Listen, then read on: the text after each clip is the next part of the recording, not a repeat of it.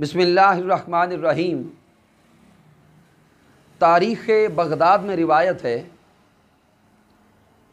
کہ حضور نبی رحمت صلی اللہ علیہ وآلہ وسلم نے ارشاد فرمایا کہ اے بندے، جب تمہارے گناہ زیادہ ہو جائیں، میرے آقا نے فرمایا کہ اے شخص، جب تمہارے گناہ زیادہ ہو جائیں تو کثرت سے لوگوں کو پانی پلایا کرو۔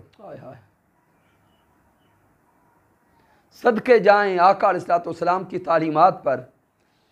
میرے آقا نے اپنی امت کے گنہگاروں سے خطاب کیا، فرمایا کہ سوچیں جب تمہارے گناہ زیادہ ہو جائیں تو کثرت سے پھر لوگوں کو پانی پلایا کرو۔ رب کائنات تمہارے گناہوں کو یوں مٹاتا جائے گا، یوں ختم کرتا جائے گا جیسے تیز ہوا میں درخت کے پتے جھڑتے جاتے ہیں، ختم ہو جاتے ہیں۔ تو آقا علیہ السلام کی اس مثال کو سمجھے۔ میرے آقا نے فرمایا کہ جس طرح تیز ہوا میں درخت کے پتے جھڑتے ہیں، بالکل اسی طرح جب کوئی انسان دوسرے انسان کو پانی پلاتا ہے تو اس کے گناہ جھڑتے چلے جاتے ہیں۔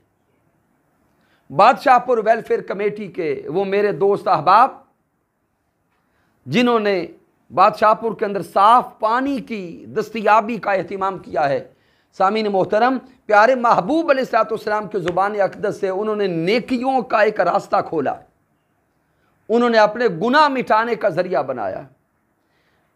اگر ان اعمال کے ساتھ ہم حقوق اللہ کو بھی ادا کریں، ہم حقوق اللہ کو بھی ادا کرنے والے بن جائیں، نمازیں ادا کریں، روزے رکھیں، حج و زکوٰۃ ادا کریں، تو سامعین محترم اس کے ساتھ یہ خدمت خلق کریں تو چند دنوں میں رب کائنات اس بندے کو اپنی ولایت عطا کر دیتا ہے۔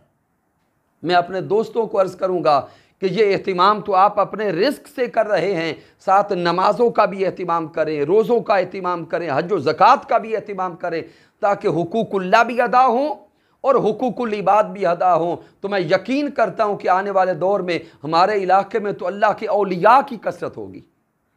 رب کائنات ان کاوشوں کو اپنی بارگاہ اقدس میں قبول فرمائے۔ والسلام علیکم ورحمۃ اللہ وبرکاتہ۔